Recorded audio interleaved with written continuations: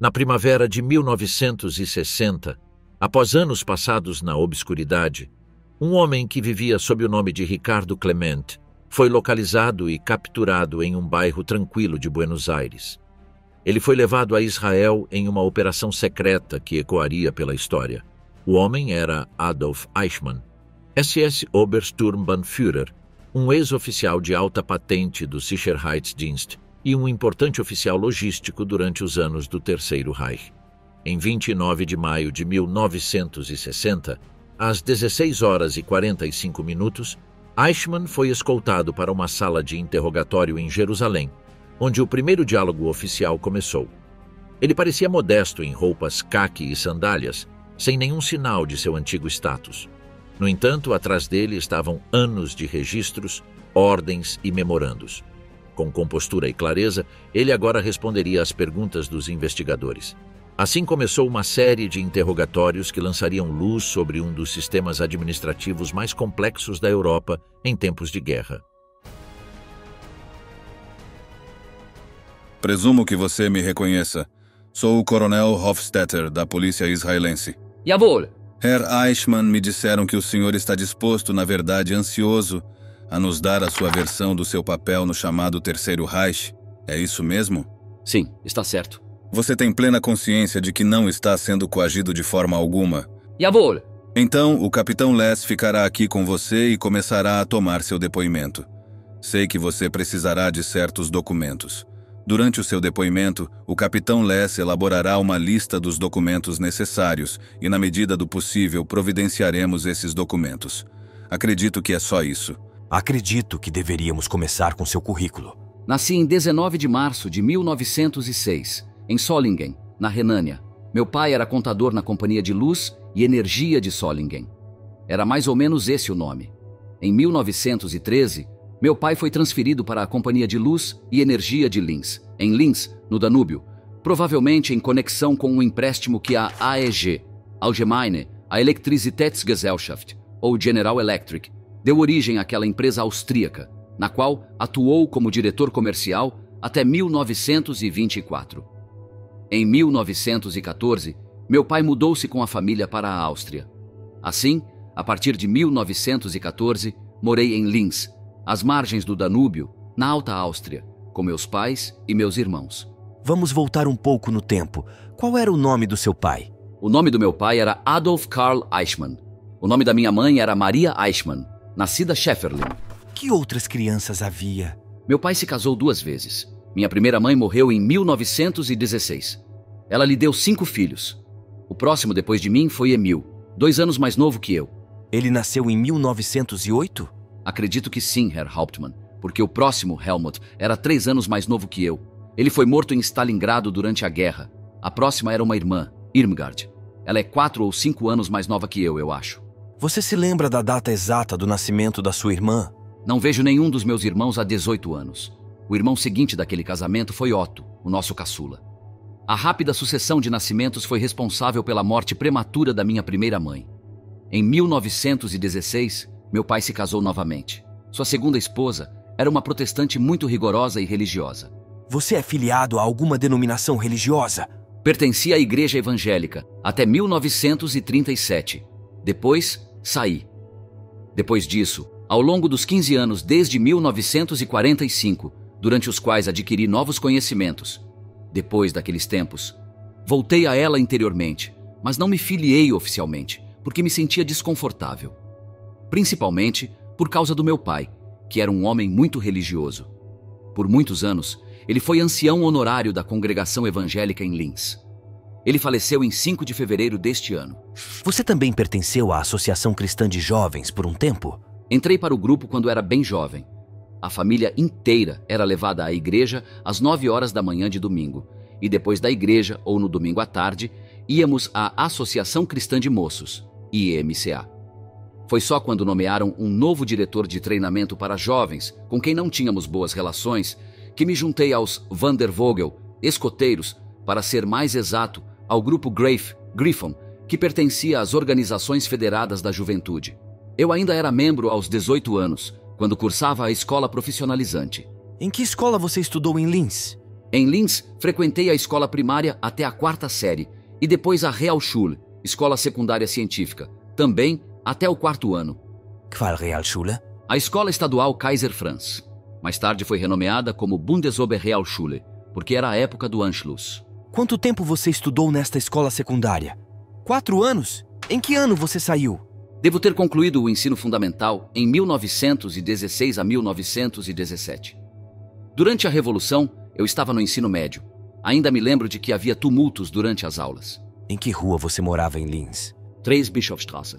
Em que rua você morava em Linz? Era, bem no meio da cidade. Quando você terminou a escola em 1921, aos 15 anos, você se alistou por 1 ano? Não, o alistamento de 1 ano havia sido descontinuado. Fui para a escola profissionalizante.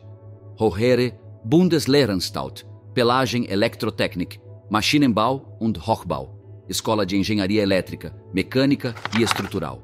Ainda em Linz. Fiquei lá por 4 mandatos. Você estava empregado naquela época? Sim, meu pai se aposentou cedo por volta dessa época e abriu seu próprio negócio. Primeiro em Salzburgo, onde fundou a Untersberg Mining Company, da qual detinha 51% das ações. As minas ficavam entre Salzburgo e a fronteira alemã. Mas a empresa nunca realmente decolou. Em seguida, ele adquiriu uma participação em uma empresa de construção de moinhos na região de Invertel, na Alta Áustria. Meu pai muitas vezes se arrependeu disso depois, porque foi justamente na época da crise econômica que ele abriu um negócio na Áustria. Ele não só não conseguiu ganhar dinheiro, como suas economias e as da minha segunda mãe também foram investidas nos negócios e evaporaram. Esqueci de mencionar que meu pai também tinha participação em uma oficina mecânica em Salzburgo, onde fabricavam locomotivas. O proprietário original se enforcou depois de gastar o dinheiro que seu sócio, ou seja, meu pai, havia investido no negócio. Então, um dia, meu pai fechou a Untersberg Mining Company, mas durante anos ele continuou pagando as chamadas taxas de prospecção à autoridade de mineração. Em quais empresas do seu pai você trabalhou? Bem, veja bem, meu pai me tirou da escola porque, devo admitir, eu não era exatamente o aluno mais consciencioso. Ele me colocou na companhia de mineração Untersberg. Eu tinha que trabalhar tanto no subsolo quanto na superfície. Era uma mina pequena. Os túneis principais não tinham mais de 300 metros de comprimento. Havia alguns túneis laterais e alguns poços pequenos. O objetivo era extrair petróleo do xisto betuminoso, óleo de xisto para fins medicinais, resíduos, asfalto, etc., etc. Um capataz ficava atrás de mim e eu tinha que trabalhar em meus turnos como os outros. Quantos trabalhadores havia? 10 no total, eu acredito. Quanto tempo você trabalhou lá? Deve ter sido uns 3 meses. Não poderia ter sido mais. Depois, fui enviado para Austrian Elektrotech Elektrobau como voluntário, como era chamado na época. Eu tinha cursado o ensino médio e tinha meu alistamento voluntário de 1 ano, como costumavam dizer. Claro, não era válido. Todos os pais naquela época queriam que seus filhos tivessem pelo menos 1 ano de alistamento voluntário. Então, em vez de chamar de aprendizagem, chamaram de período de voluntariado. E fiquei na Austrian Elektrotech por 2 anos e meio.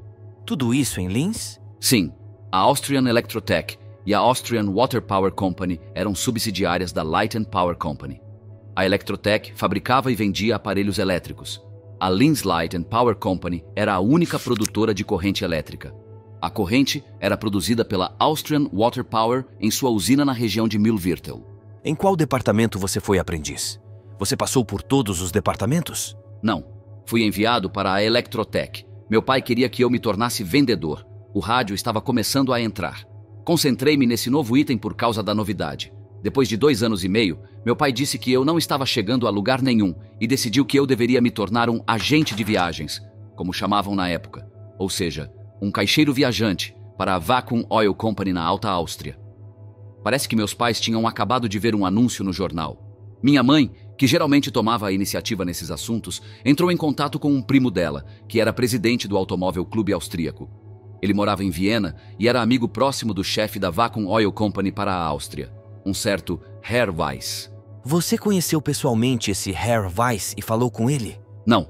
Tive que me apresentar ao diretor provincial em Linz, que me disse que havia muitas vagas, mas que ele teria que me enviar a Viena para me apresentar. Quantos anos você tinha na época? Eu era muito jovem. Me desculpe, vou ter que pensar um pouco. Tudo bem, Herr Eichmann. Gostaria de um cigarro? Se não se importa. Em 1928, eu tinha 22 anos. Fui a Viena, apresentei-me ao escritório principal da Vacuum Oil e fui levado a um certo Herr Popper, que me disse que eu era muito jovem, mas que havia sido contratado a pedido do Herr Weiss, o presidente. Evidentemente, o homem havia recebido instruções de seu chefe máximo.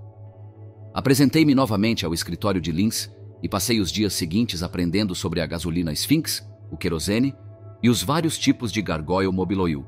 Depois, fui solto na cidade de Linz e, após 1 ou 2 semanas de trabalho preparatório, fui designado para um distrito da Alta Áustria como meu território exclusivo.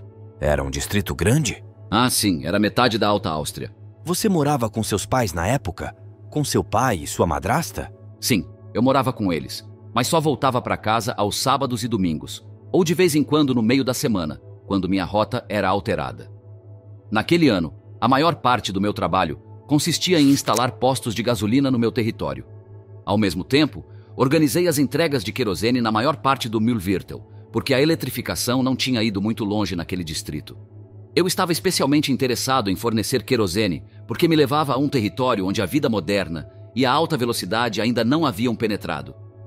O Mühlviertel é um pequeno distrito de sonho. As pessoas ainda viviam como 50 ou até 100 anos antes. Isso me atraiu. E então havia a beleza natural do lugar. Florestas mistas, em parte decíduas, em parte perenes. E então a atmosfera romântica do lugar. É incrivelmente rico em castelos antigos, ou talvez seja mais preciso falar das ruínas de muitas gerações de nobreza. Alguns são ruínas muito antigas, verdadeiras, pode-se dizer. Em todas as minhas viagens, visitei essas ruínas. Fiquei lá até 1933, e então fui transferido da Alta Áustria para Salzburgo. Essa transferência foi contra a minha vontade. Eles não me avisaram com antecedência. A maior parte do distrito de Salzburgo foi atribuída a mim. No início, fiquei feliz, porque era inverno e as altas montanhas estavam todas cobertas de neve. Então, veio a primavera, os turistas lotaram Kitzbühel, Hofgastein, Dorf. Gastein, Bad Gastein e toda aquela agitação me repugnavam. Eu não gostava mais do meu trabalho. Perdi o interesse em vender, em atender clientes. Continuei fazendo meu trabalho diário. Mas depois do Pentecostes de 1933, o diretor Blum me disse: temos que reduzir o pessoal.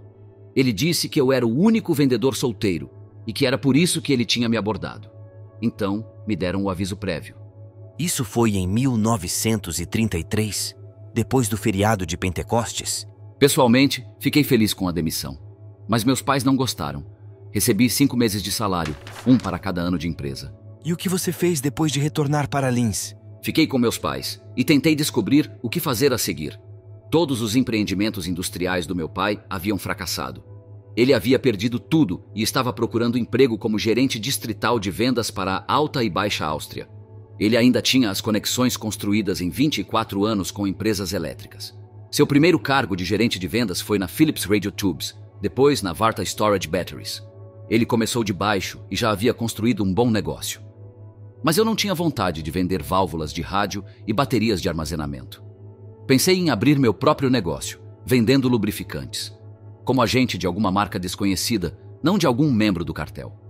Eu conhecia muitos clientes em potencial, especialmente na Alta Áustria.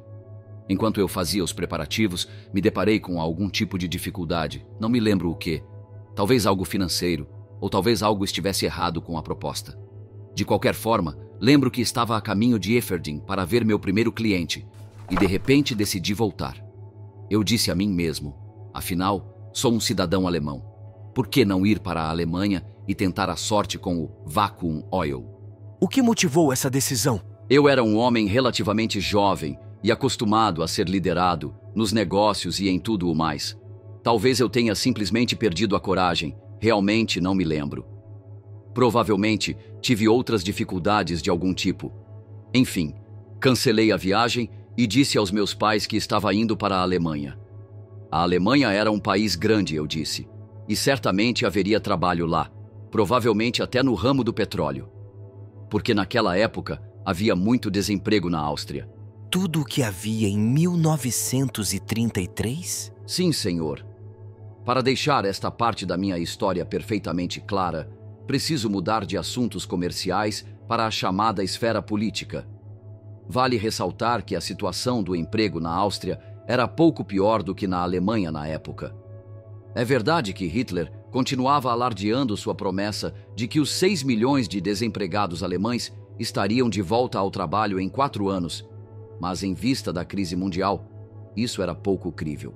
Além de considerações econômicas, eu tinha outros motivos para querer fugir, deixar a Áustria e ir para a Alemanha.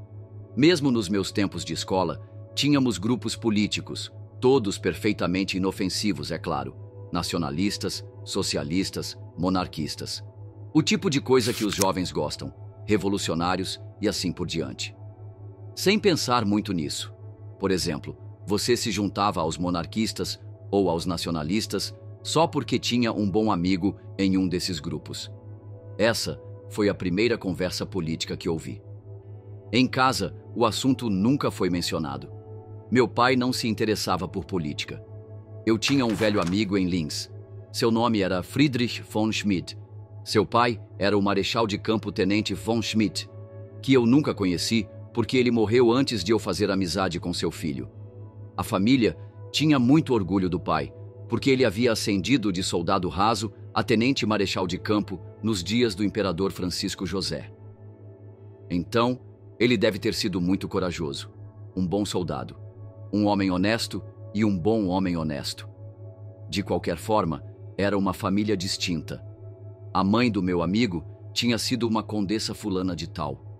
O mundo deles havia desmoronado em 1919, mas eles ainda viviam com as velhas ideias. Mantinham as velhas formas, como se nada tivesse acontecido. Mas às vezes, meu amigo Friedrich von Schmidt esquecia suas boas maneiras. E então, ele era apenas um bom sujeito. Ele tinha conexões com organizações de veteranos da Primeira Guerra Mundial, já que se associava principalmente a militares. Um dia, ele me convenceu a entrar para a Associação de Jovens Veteranos. Essa era a seção jovem da Associação de Veteranos Germano-Austríacos. Seu slogan era necessidade pública antes da ganância pública. Com exceção da Schutzbund, Liga de Defesa Social-Democrata, era a única organização que ousava marchar pelas ruas, e não com muita frequência. Evidentemente, tinha o apoio do governo. A maioria dos membros tinha opiniões monarquistas. Alguns eram de orientação cristã, e apenas uma minoria, cada vez menor, era nacionalista. O nacional-socialismo ainda era algo inédito. Então a maioria de vocês era leal à Áustria? Nós, jovens, às vezes pegávamos o bonde para Klein München, um subúrbio de Linz. Uma organização de atiradores tinha um campo de tiro lá. Um rifle foi colocado em minhas mãos pela primeira vez e me ensinaram tiro ao alvo. Disso eu me lembro bem. Aqueles primeiros dias na Associação de Veteranos devem ter sido em 1928 até 1929. Por volta de 1931, havia atritos entre nacionalistas e monarquistas. Naquela época, as SA, tropas de assalto nazistas, também marchavam pelas ruas. A SS tentou recrutar membros da Associação de Veteranos em Linz, porque éramos tolerados pelo governo e tínhamos permissão para praticar tiro ao alvo. E naquela época, a SS não tinha objeções. Um dia, o NSDAP, Partido Nacional Socialista dos Trabalhadores Alemães, como eles se autodenominavam, organizou uma reunião em massa no Marzenkeller, uma grande cervejaria de estilo bávaro. Gauleiter Bolek fez um discurso. E então, um certo Ernst Kaltenbrunner veio até mim. Já nos tínhamos visto por aí. O pai dele era advogado em Linz, e o pai dele e o meu tinham relações comerciais há 20 anos. Ernst Kaltenbrunner disse-me sem rodeios: "Você vai juntar-se a nós." Era assim que se fazia naquela época, tudo muito livre e fácil, sem complicações. Eu disse: "Tudo bem." Então entrei para a SS.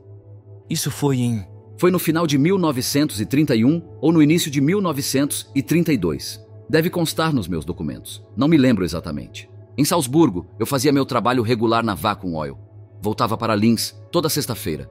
Era lá que eu cumpria meu dever na SS, porque durante a semana eu nunca estava disponível. Toda sexta-feira eu estava de serviço na chamada Casa Marrom em Linz, que o partido havia comprado. Eu dormia em um catre de palha e fazia guarda noturna. Como eu era um dos poucos que trabalhava e ganhava bem, eles sempre ficavam felizes em me ver, porque ao lado dessa Casa Marrom havia um restaurante, e eu regularmente levava os meninos para cerveja ou cidra e cigarros. Nas manhãs de sábado, eu ia para casa, lavava-me e terminava meu trabalho para a Vacuum Oil. Isto é, eu escrevia relatórios e esclarecia certas questões. Foi quando o uniforme com a boina chegou. Eu mandei fazer um desses uniformes. Um dia fomos para Freilassing. Uma unidade policial auxiliar da SS estava estacionada em Freilassing. Os membros do SS, Standarte 37 de Salzburgo e Linz, um regimento da SS, iam para lá todos os domingos para se prepararem. À noite, éramos levados de volta a Salzburgo e na manhã seguinte eu voltava ao trabalho. Por acaso, eu estava em Pinzgau quando soube que o partido havia sido suprimido na Áustria. Em que ano foi isso? Isso foi em 1933, pouco antes do Pentecostes. Meu uniforme estava na alfaiataria, comprado e pago, mas nunca o procurei, porque a festa foi suprimida. Além disso, como já lhe disse, fui demitido do meu emprego. A caminho de Eferding, para fechar meu primeiro negócio pessoal, disse a mim mesmo: não adianta nada, vou para a Alemanha. Então, numa bela manhã, parti de Linz com a bênção dos meus pais, um passaporte alemão e uma carta do cônsul alemão afirmando que eu vinha de uma das famílias mais respeitadas da colônia alemã de Linz e solicitando a assistência das autoridades alemãs. O tipo de recomendação de sempre. Antes de sair, você teve que dar seu aviso prévio do SS Standarte, não é? Sim, isso aconteceu em seguida. Fui ver o Dr. Kaltenbrunner, sabe, meu amigo Ernst, que na época ocupava o posto de Truppführer, que mais tarde se tornou Oberscharführer, mas suas funções eram muito mais importantes do que o posto indica. Veja bem, ele também era advogado e havia trabalhado no escritório do pai. Ele disse: volte amanhã, vou lhe entregar algumas cartas. Você os colocará na sua mala, esconda-os, leve-os com você e apresente-se ao Gauleiter, Bolek, em Passau. Era o Gauleiter no exílio. Peguei as cartas. De Kaltenbrunner Jr.? Sim, Júnior. O pai dele já tinha morrido. Na fronteira, não precisei abrir nada. A sede do Gauleiter da Alta Áustria ficava bem ali, na Bahnhofstrasse. Enviei as cartas e depois tive uma longa espera na sala de espera. Finalmente, fui levado ao Gauleiter, Bolek.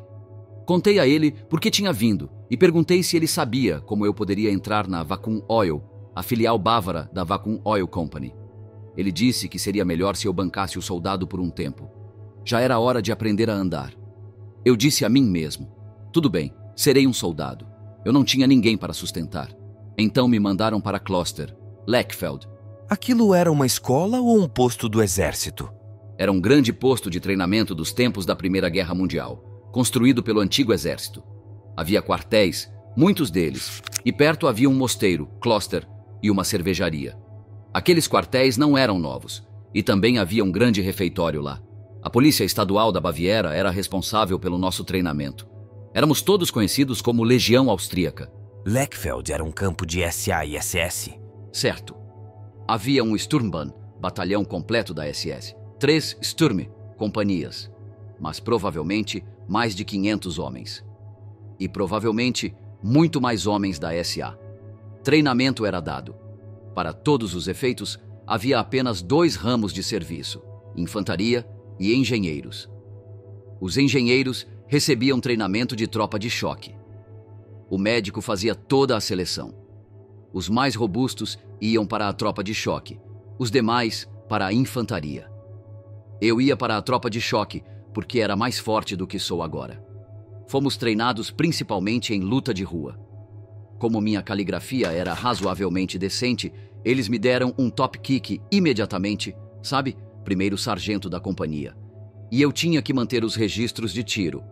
Além do nosso treinamento militar, marchávamos por horas todos os dias no campo de treinamento em preparação para o congresso do partido. Mais tarde, deve ter sido em outubro de 1933, recebi ordens de me apresentar a um Sturmbannführer, Pichel, em Passau. Ele era chefe da equipe de ligação do Reichsführer, SS, em Passau. O trabalho de sua equipe de ligação, composta por 8, talvez 10 homens, era patrulhar regularmente a fronteira entre a Áustria e a Baviera em colaboração com a polícia de fronteira. Porque naquela época, fugitivos cruzavam da Áustria para a Alemanha, tanto de dia quanto de noite, e era preciso cuidar deles. Os que eram membros da SA ou da SS eram enviados para a Legião Austríaca. Ao mesmo tempo, material de propaganda era contrabandeado da Baviera para a Áustria.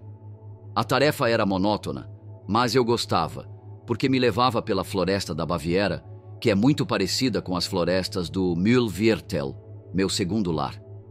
Não me lembro do meu primeiro lar. No meu coração, suponho que seja a Áustria. Eu me senti muito feliz lá. Comíamos em um açougue, onde também vendiam salsichas apimentadas e salada de batata. Sturmbannführer Pickel me nomeou seu assistente. Eu tinha permissão para lidar com assuntos menores sob minha própria responsabilidade.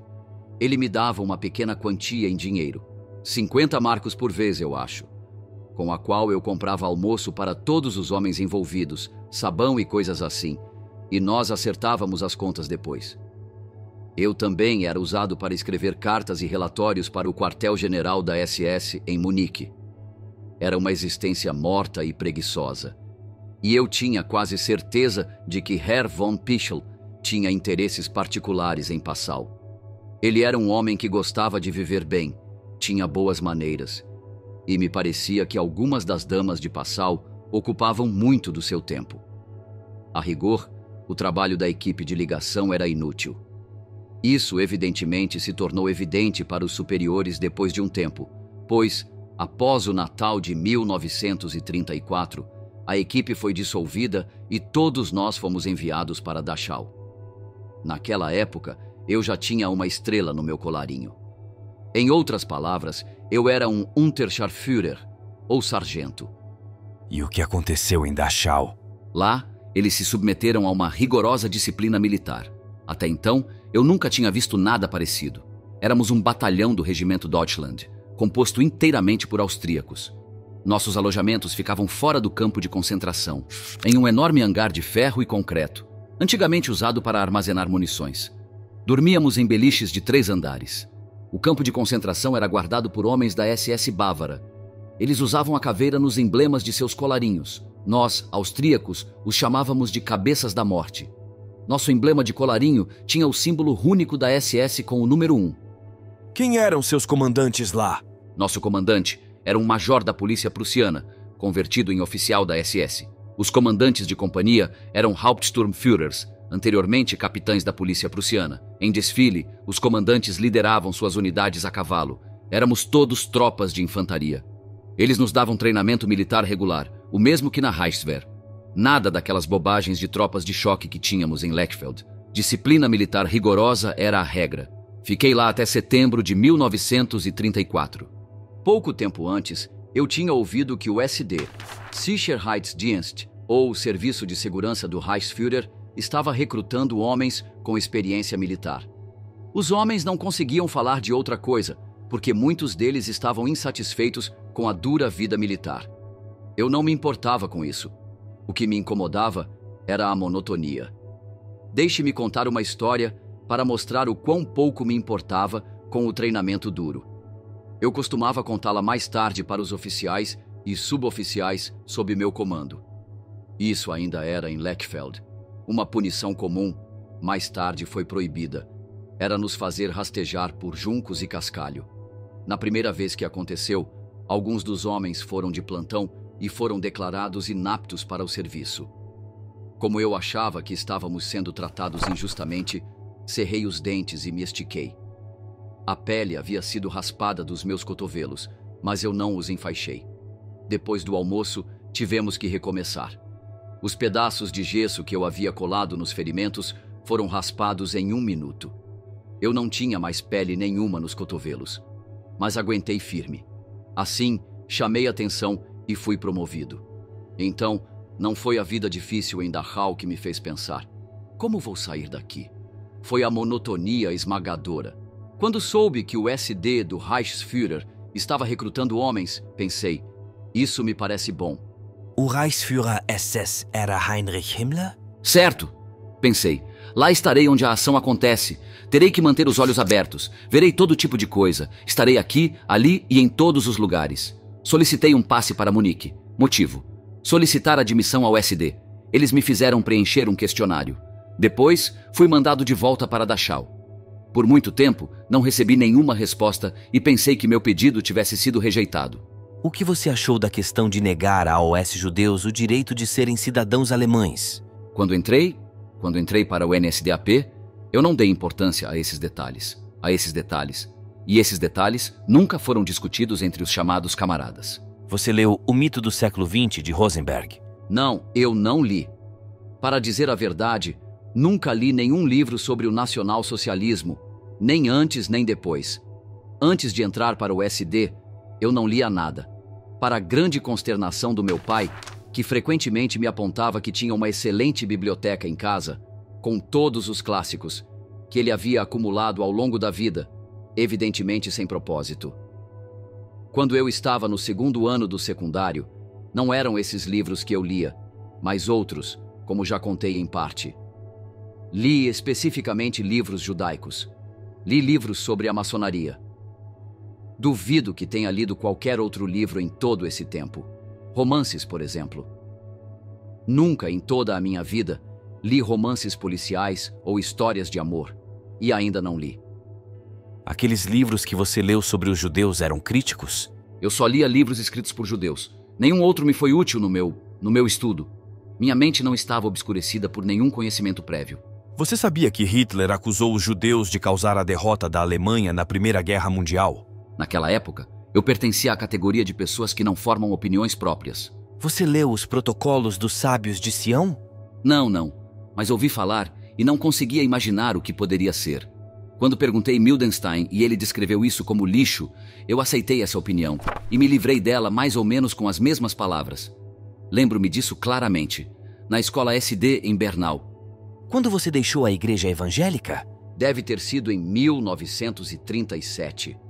Naqueles anos, em 1935, eu acho, virou moda para os membros do SD renunciarem ao partido. A igreja, quero dizer, é claro. Mas quando se tratava de religião, eu me recusava a ser pressionado, em parte porque sempre estive profundamente enraizado na igreja. Em primeiro lugar, porque meu pai havia sido ancião da congregação evangélica em Linz por anos, e eu não queria fazer isso com meu velho pai. Além disso, eu disse a mim mesmo, especialmente nos anos em que lia trabalhos científicos sobre religião no SD, disse a mim mesmo, esta é uma decisão que exige reflexão cuidadosa. E em 1935, casei-me na igreja, embora tentassem me dissuadir. Não fui proibido, apenas zombaram de mim. Minha própria esposa não teria se casado de outra forma, porque ela vem de uma família religiosa, isso mesmo, uma família camponesa tradicionalmente católica. Então por que você foi embora? Cada vez mais, eu chegava à conclusão de que Deus não pode ser tão pequeno quanto nas histórias da Bíblia. Eu pensava ter encontrado minha própria crença. E eu li Schopenhauer, que diz que o caminho da fé religiosa é mais seguro, e o caminho da liberdade é um caminho perigoso, que o indivíduo deve perpetuamente descobrir por si mesmo. Eu disse a mim mesmo, o Deus em que acredito é maior que o Deus cristão, porque eu acredito em um Deus grande e poderoso, que criou o universo e o mantém em movimento. Ninguém me influenciou. Minha esposa tentou me segurar, mas então eu parei de contar a ela qualquer coisa sobre meu trabalho. E um belo dia, eu fui ao tribunal e mandei alterar meus registros. Você se filiou à igreja alemã? Não. Saí da igreja por livre e espontânea vontade, não porque era a coisa certa a fazer, ou porque alguém me obrigou. E não me filiei a nenhuma outra igreja. Nos seus registros oficiais, sua religião consta como teísta. Isso não se aplica à igreja alemã? Todos os que deixaram a igreja naquela época se autodenominavam teístas, porque tinham que se autodenominar alguma coisa. Você era um homem da SS leal e incondicionalmente obediente? Sim. Posso dizer que sim. Fiz o juramento e obedeci a ordens. Nos primeiros anos, não tive conflitos. Nenhum conflito interno de qualquer tipo. Sentei-me à minha mesa e fiz o meu trabalho. A minha lealdade incondicional, absoluta, sofreu uma mudança quando a chamada solução da questão judaica se tornou mais violenta. Quero dizer, isto é, quando os gaseamentos e os tiroteios começaram.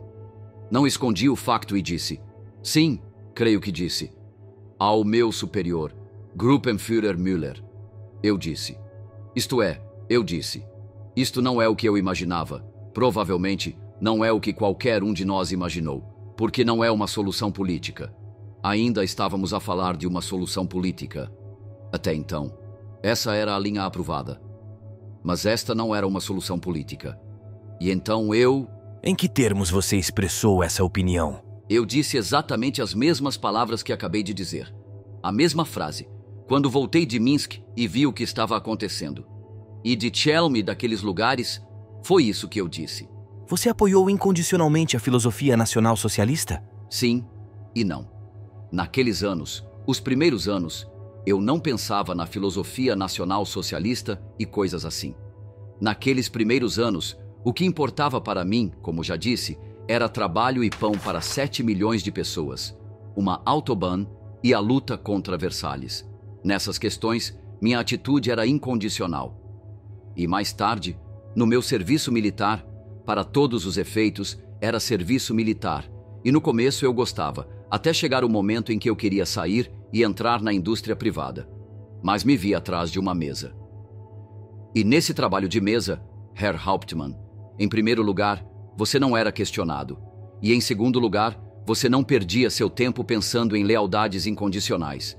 Lealdade incondicional. Porque você se jogava de cabeça no seu trabalho. Em outras palavras, você era um nacional-socialista convicto, um membro leal da SS, fiel ao juramento que fizera. Como então explica sua afirmação de que nunca odiou os judeus e nunca foi antissemita? É verdade, Harry Hauptmann. Eu certamente teria tido conflitos antes, em Dachau, se, por exemplo, em vez de estar no batalhão SS-RI, na SS austríaca, ou seja, eu estivesse atrás do arame farpado, servindo como guarda de campo de concentração. Mas como por muitos anos não tive contato com essas coisas, não me preocupei com elas, porque eu não precisava fazê-las. Mas você deve ter tido opiniões antijudaicas, porque elas eram necessárias. Grande parte do programa tinha a ver com os judeus. Mas não no início, Herr Hauptmann. No início, o problema judaico não era o principal. O que nos interessava na Áustria era trabalho e pão, liberdade, o fim da servidão. Mas o ódio a AOS judeus não era um leitmotiv presente em Mein Kampf de Hitler? É possível. Eu já disse que nunca li com atenção. Nunca li completamente, não precisava. Sim, Herr Hauptmann, é claro que havia ódio aos judeus. Mas naquela época, havia muitos membros do partido com parentes judeus, seja por sangue ou por casamento. Eu mesmo conheci um SS, Scharführer, que era judeu. Qual era o nome dele? Não sei, mas ele veio me ver um dia em Berlim e me perguntou o que deveria fazer. Ele tinha sido um Oberscharführer durante os dias de combate. Eu disse a ele, meu Deus, cara, não há nada que eu possa fazer por você. O único conselho que posso lhe dar é, caia fora, vá para a Suíça ou para outro lugar, porque não adianta nada para você aqui. Não adianta, é inútil. Então, ele me pediu para dar instruções ao posto de fronteira entre a Áustria e a Suíça, para que ele pudesse ter certeza de cruzar com segurança sem documentos. Então eu os instruí a deixar fulano de tal passar. Essa era uma técnica que eu havia adotado da seção 6, que enviava seus agentes para lá. Eu havia adotado essa técnica. Como um homem leal da SS, você não deveria tê-lo denunciado? Sim, eu deveria ter feito isso. Eu não deveria ter deixado meu próprio primo sair do país. E eu não deveria ter deixado os judeus emigrarem para a Hungria sem serem molestados.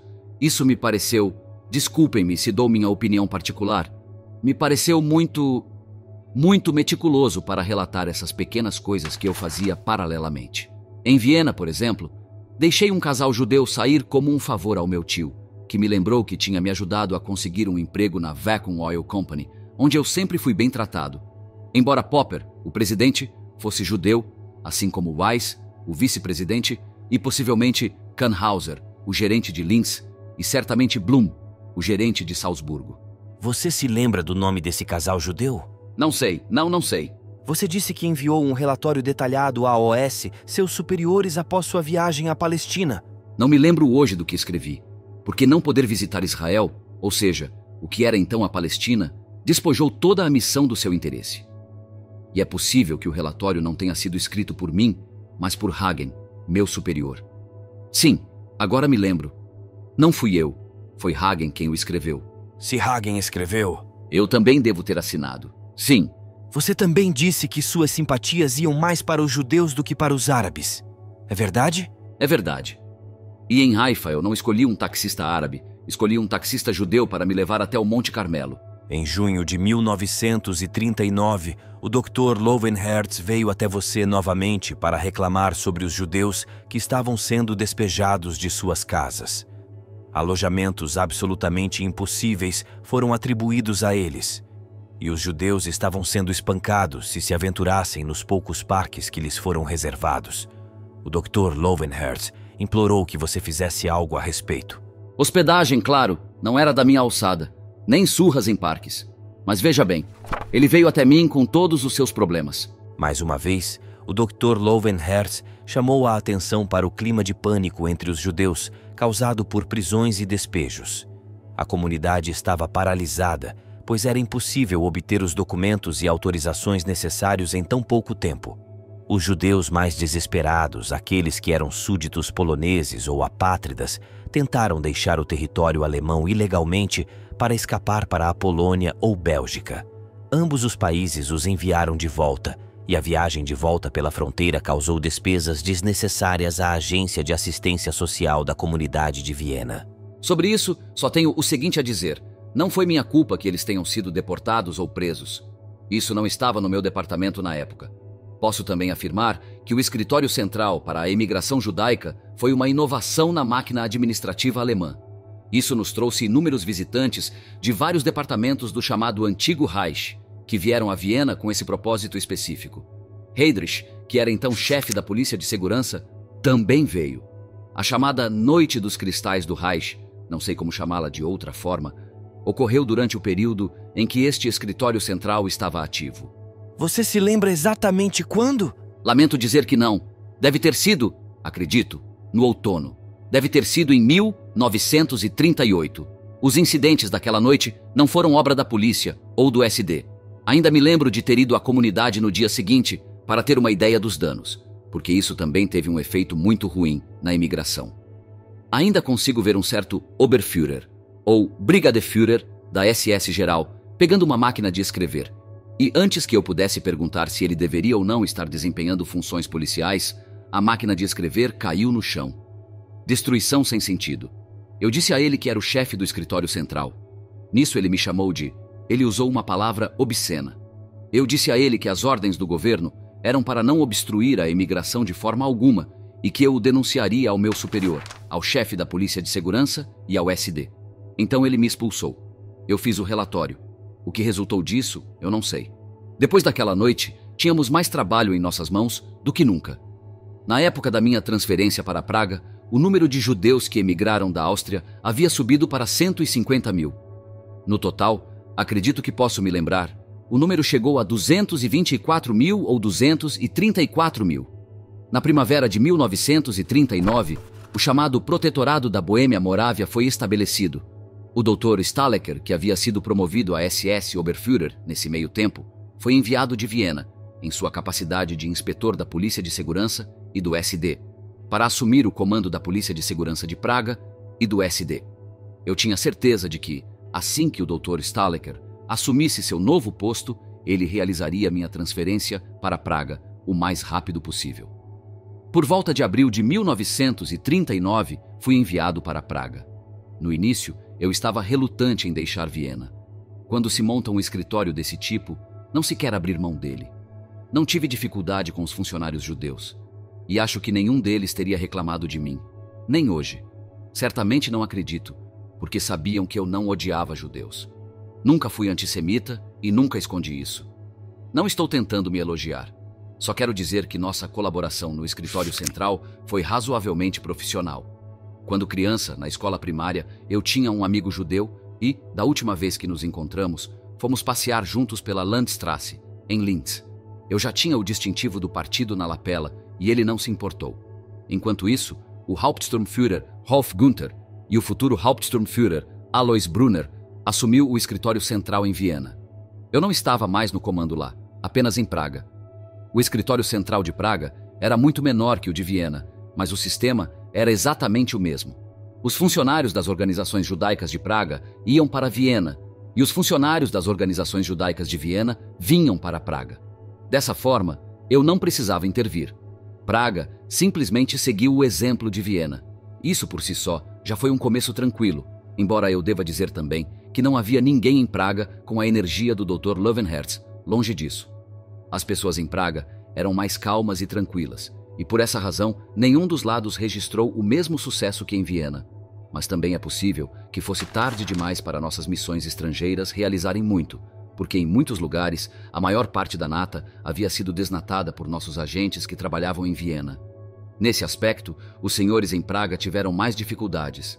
Em Praga também foi criado um fundo de emigração. Quem eram seus companheiros judeus lá? Eu me dava melhor com o doutor Murmelstein, o rabino. Havia também um doutor Weimann e um Herr Epstein. Acho que o nome dele era Epstein. Talvez fosse o sotaque tcheco deles que nos impedia, como direi, de fazer contato. Só com o doutor Murmelstein não demorou muito. Mais tarde, foi ele, o doutor Weimann e alguns outros funcionários das organizações judaicas que eles mesmos escolheram que fundaram Theresienstadt. Com o doutor Stalecker, eu tinha um bom relacionamento pessoal que ia além do nosso horário de trabalho. Nós nos encontrávamos em particular nas manhãs de domingo e, naturalmente, falávamos entre muitas outras coisas sobre a possibilidade de uma solução política, porque esse foi o começo e o fim de toda a minha carreira no SD. Theresienstadt, onde, como o governo do protetorado havia decidido, os judeus da Boêmia e da Morávia deveriam se concentrar, era pequena demais para o propósito. Dê aos judeus um território autônomo, então todo o problema será resolvido para a satisfação de todos. Enquanto os britânicos estiverem na Palestina e a imigração for estritamente limitada, outro território deve ser disponibilizado. A campanha polonesa estava tendo um sucesso, além de todas as expectativas. Não me lembro se a ideia partiu de Stalecker ou de mim. Enfim, alguém a teve. A ideia era que, o mais rápido possível, nós, isto é, o SD, deveríamos reservar o maior território possível como protetorado. Isso era tão urgente no meio da guerra? A guerra havia reduzido as possibilidades de emigração. Por outro lado, os Gauleiters, o Ministério da Propaganda, ou seja, Goebbels, e o gabinete do adjunto do Führer, ou seja, Bormann, estavam exercendo toda a pressão possível sobre nós. Eles não se comunicavam diretamente com homens da minha posição. Dirigiam-se ao chefe, Himmler. Ele era o tipo de homem que sempre queria agradar aos que estavam em posições elevadas. E, na época, aos líderes de posições elevadas. Considerava-se correto interferir nos assuntos judaicos. Assim que Hitler fazia um discurso, e ele invariavelmente tocava na questão judaica, cada partido ou departamento governamental sentia que cabia a eles fazer algo. E então Himmler autorizava cada um a cuidar disso. Ele passava a ordem para Heydrich, chefe da Polícia de Segurança e do SD, que a passava para Müller, e então ela chegava a mim. Quem foi Müller? Ele era meu superior imediato, promovido a Gruppenführer um pouco mais tarde. Voltarei ao quartel-general de segurança do Reich de Müller. Posso agora continuar de onde parei? Ou seja, com a Polônia? Sim, lá estávamos nós começando a ver a luz do dia.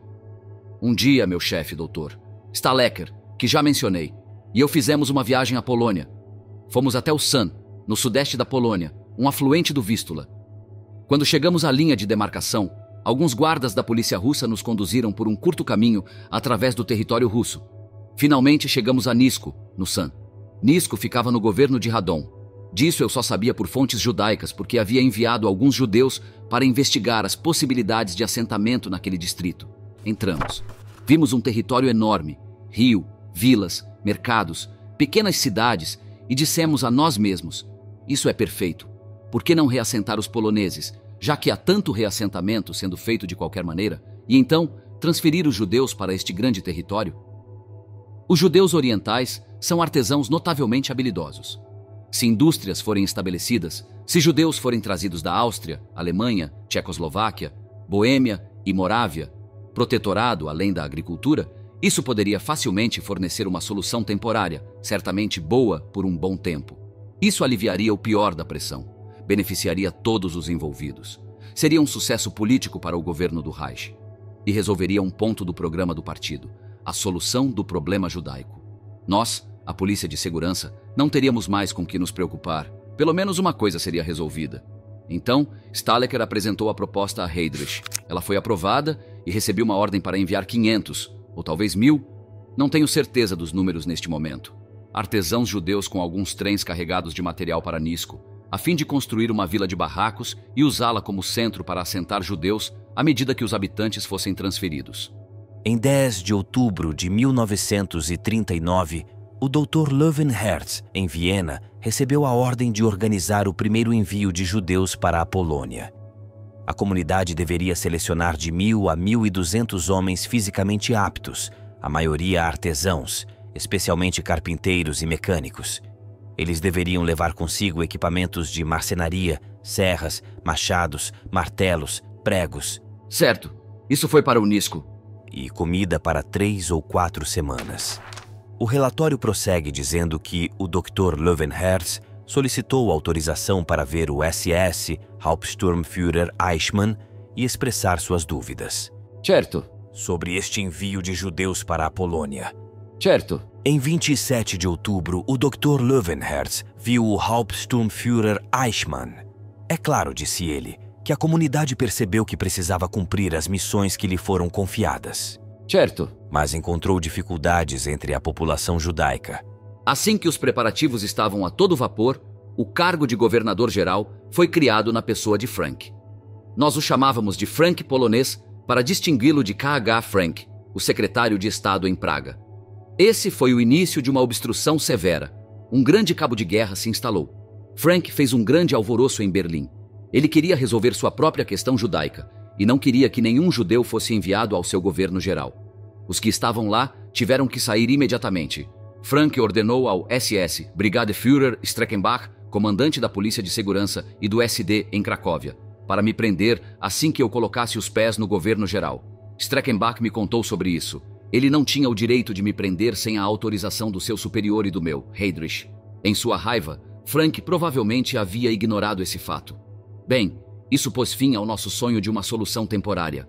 No início de outubro de 1939, creio que foi, Hauptsturmführer Günther, meu representante permanente no escritório central de Viena, e eu fomos ordenados por telégrafo a nos apresentar ao futuro SS Gruppenführer Müller, chefe da Polícia Secreta do Estado, em Berlim. Supostamente, eu deveria informar Göring sobre a questão judaica. Na realidade, Günther e eu fomos transferidos para Berlim para estabelecer um escritório central para a emigração judaica. Apontei que era indispensável em Praga e tentei escapar sob vários pretextos. Por exemplo, eu tinha acabado de ser transferido de Viena para Praga.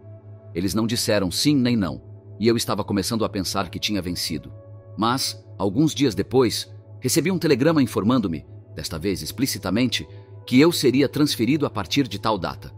Depois de delegar minhas funções no protetorado, fui a Berlim com o Hauptsturmführer, Günther. A sede que nos foi designada ficava na Kurfürstenstrasse, número 116, creio eu, um prédio que pertencera a alguma instituição judaica. Lá também havia um restaurante. O local era um complexo de escadarias de mármore e salas enormes. Seria difícil imaginar algo mais inadequado para instalações administrativas, mas conseguimos montar um escritório comercial. Aos poucos, trouxemos as pessoas de que precisávamos de Praga e Viena para montar uma linha de produção semelhante à que já funcionava em Praga e Viena. Um Dr. Epstein, da Associação dos Judeus do Reich na Alemanha, Reichsvereinigung der Juden in Deutschland, que creio eu era o nome da organização oficial, tinha praticamente a mesma função em Berlim que o Dr. Löwenherz em Viena. Os departamentos governamentais envolvidos enviaram seus delegados e o trabalho começou. É claro que já era tarde. Refiro-me à paralisação da imigração que se tornaria definitiva com o início da guerra contra a União Soviética. A imigração já se tornara extremamente difícil e, até onde sei, a única via que permanecia aberta era para o sul. E também para o leste, via Romênia. No escritório central, em Suma, estávamos nos segurando por um fio. O clima, eu poderia dizer, era de desânimo de ambos os lados. Com os judeus, porque era realmente difícil encontrar qualquer possibilidade de emigração digna de menção. Do nosso lado, porque nada estava acontecendo e não recebíamos nenhuma ligação em nosso escritório.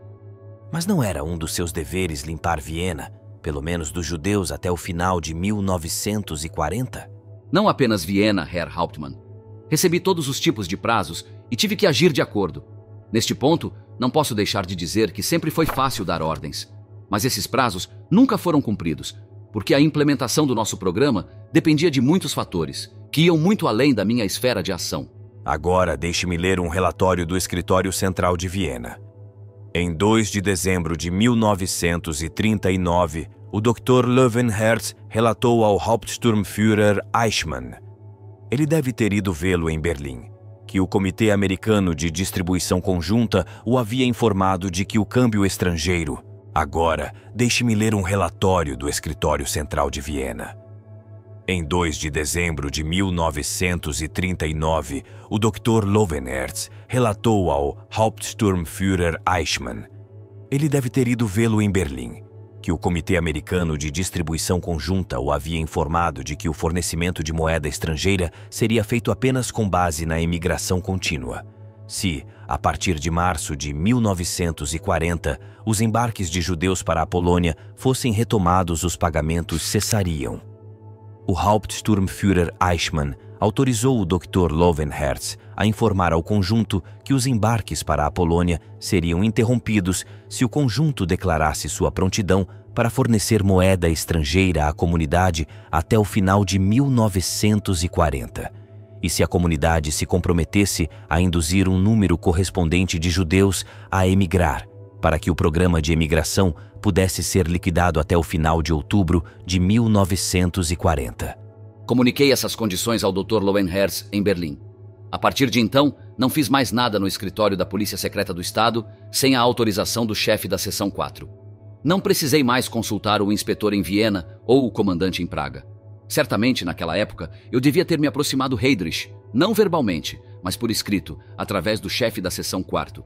Eu disse: receberemos uma quantidade tão grande de divisas se os embarques de judeus para a Polônia forem interrompidos.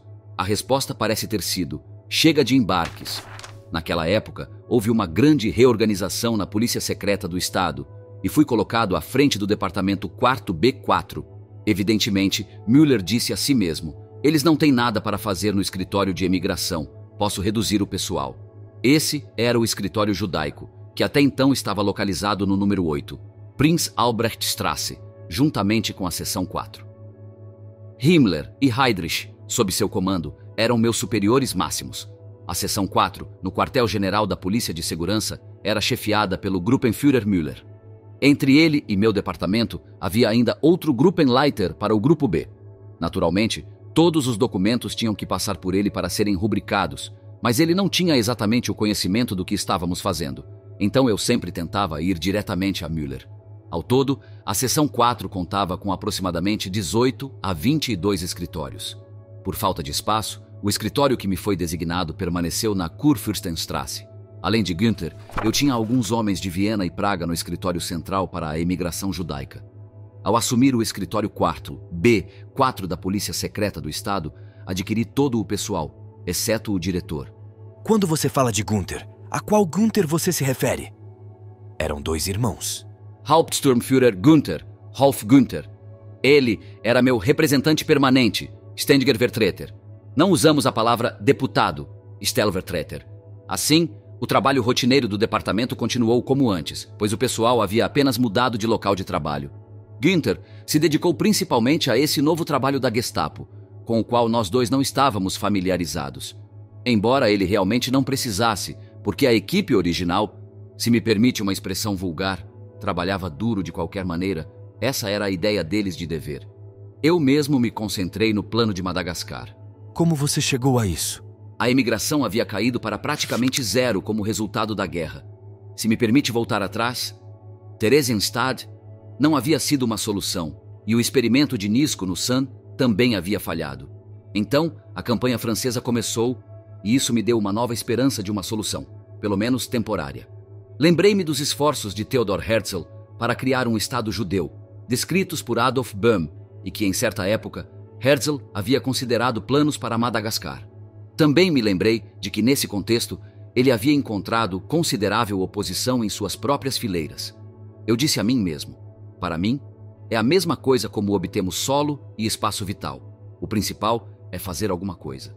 A situação estava se tornando cada vez mais aguda à medida que os judeus eram expulsos de uma parte do país após a outra. Por um lado, por restrições legais, e por outro, pela pressão do partido sobre a população não judia para boicotar os judeus. Era claro como o dia, não era preciso ser um gênio para perceber que, se as coisas continuassem assim, o resultado seria uma turbulência, cuja natureza eu realmente não previ na época. Certamente não suspeitava de nada parecido com o que aconteceu depois, mas algo precisava ser feito, disse a mim mesmo, porque uma caldeira cheia de água, com um incêndio embaixo e sem válvula de segurança, está fadada a explodir.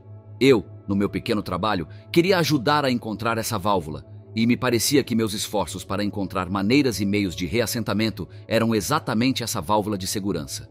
O plano de Madagascar me pareceu uma nova esperança para uma solução. Naquela época, eu já havia aprendido com Theresienstadt que a guetização não havia dado em nada. Do jeito que planejei, teria oferecido uma solução parcial relativamente satisfatória para cerca de 10.000 pessoas, mas muitas pessoas foram enviadas para lá. Muitos dos Gauleiters queriam livrar seus territórios de todos os judeus velhos demais para emigrar. Eles continuaram atrás de Himmler para enviar seus judeus, como os chamavam, para Theresienstadt. Por outro lado, o Gauleiter da Saxônia se opôs a esse gueto, alegando que os judeus tão próximos das fronteiras de seu território eram um foco de infecção e um centro de mercado negro. Eu me referia continuamente a essas dificuldades em meus relatórios, embora elas não estivessem sob minha jurisdição, porque o programa de guetização estava sob o comando pessoal de Himmler.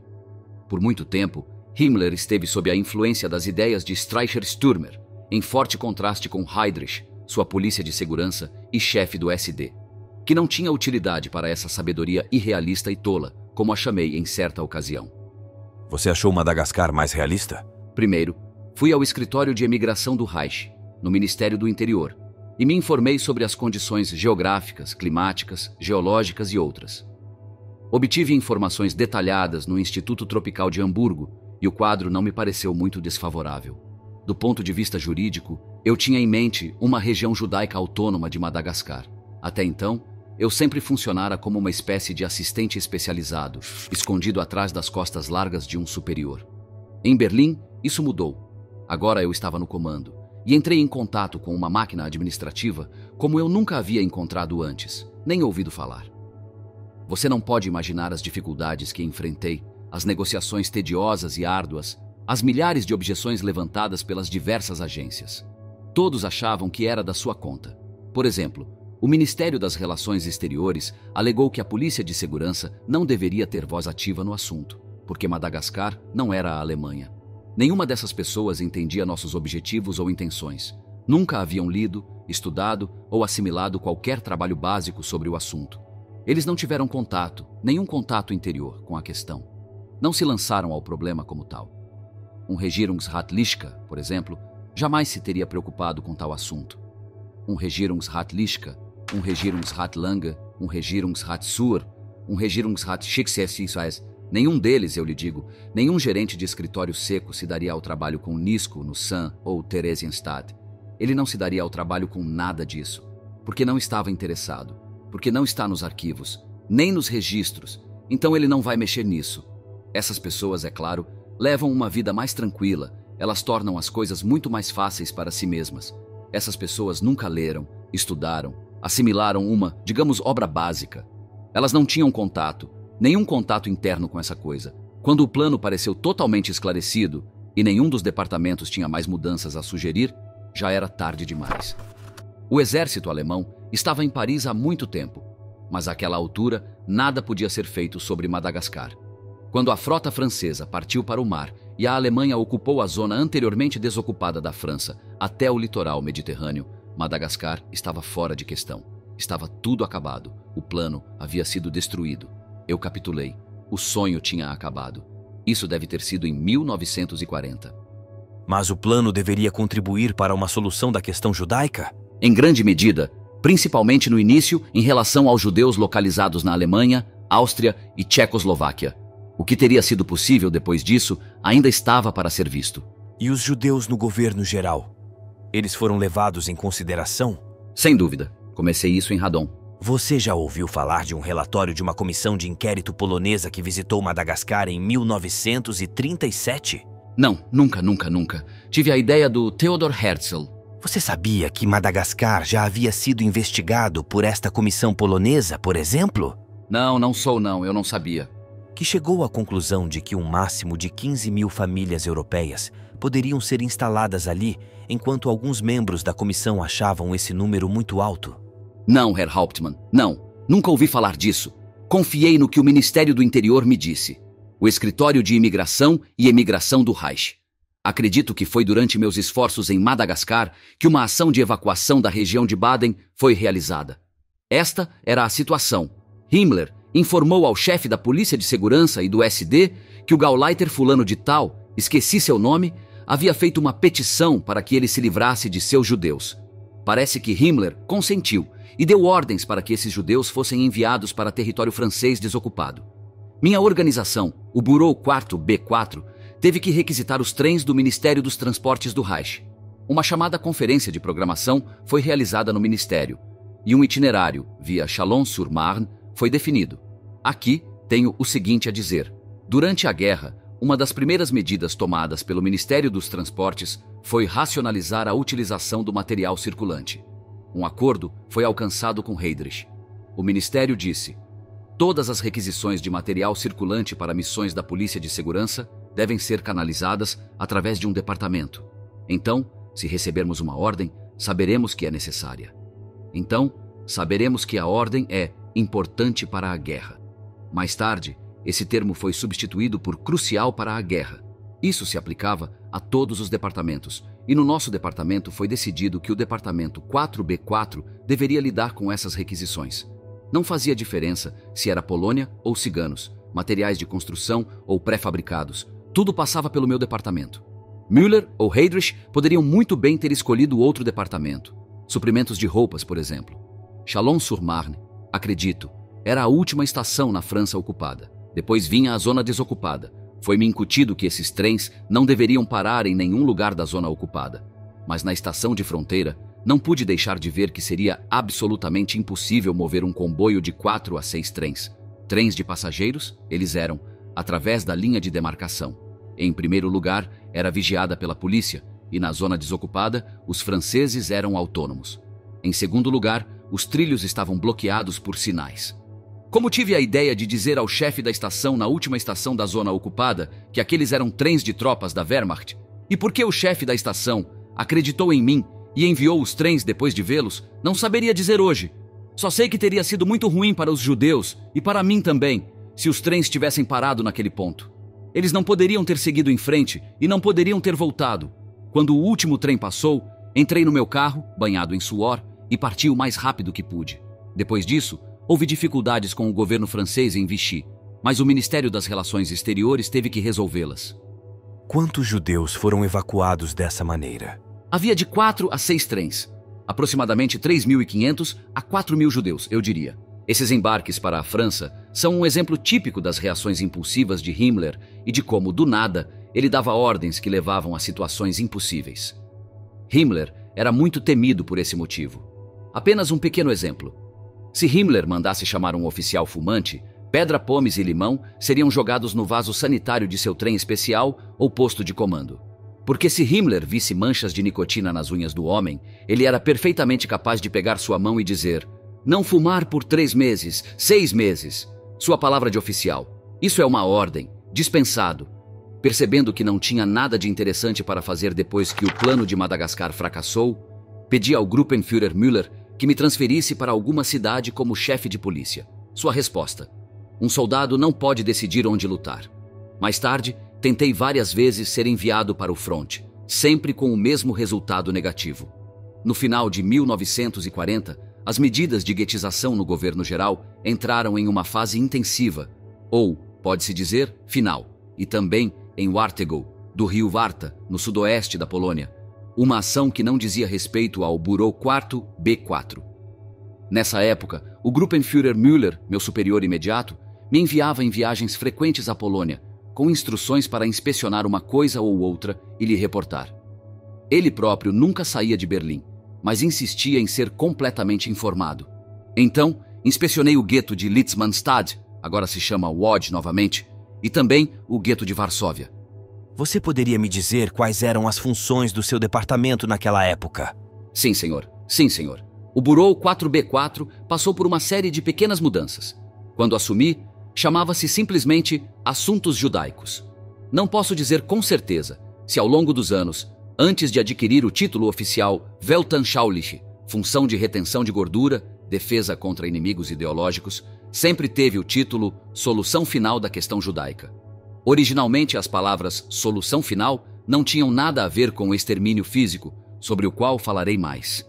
Eu já tinha as palavras solução final para a questão judaica em mente quando assumi o projeto Madagascar. Já era chamada de solução final da questão judaica naquela época? Herr Hauptmann, tenho certeza de que o termo solução final era comum mesmo antes disso. Era um dos termos empregados por Heydrich e Himmler. Quando assumi o departamento, ele cuidava da retirada de nacionalidade e cidadania e do confisco de bens. Era um assunto complicado. A polícia estadual nunca via os bens, apenas as ordens. As ordens foram assinadas por você antes de serem enviadas? Muitas vezes eram rubricados no rodapé pelos correios. Eram documentos de rotina. Todo o processo era automático, formulários impressos. Você não precisava lê-los. Agora me conte sobre a deportação de judeus da Europa Ocidental e Oriental. Pelo que me lembro, judeus foram deportados da Holanda, Bélgica, França, Grécia, Eslováquia e Romênia. Se algum foi deportado de... Qual é o nome daquele país lá em cima? Dinamarca, eu acho. Da Hungria. Não sei se esqueci algum país. Itália? Itália propriamente dita não, mas possivelmente de lugares na região da Côte d'Azur que estavam de alguma forma ligados a disputas de fronteira. Les oferece um cigarro a Eichmann. Obrigado. Obrigado. É claro que não tenho a menor ideia de quantos foram evacuados desses países, de quantos carregamentos foram enviados. Eu teria que inventar números, mas isso não ajudaria ninguém. Farei isso, é claro, se você quiser. Às suas ordens. Muito bem. Voltaremos a isso. Você abordou a solução final para a questão judaica. Gostaria de falar sobre isso agora ou sobre a guerra com a Rússia primeiro? A solução final depende. Está misturada com algo que aconteceu após o início da Guerra Germano-Russa. Naquela época, o Marechal do Reich Göring emitiu um documento conferindo um título especial ao chefe da Polícia de Segurança e do SD. Estou tentando me lembrar do texto. Era adjunto encarregado da solução final ou da solução da questão judaica?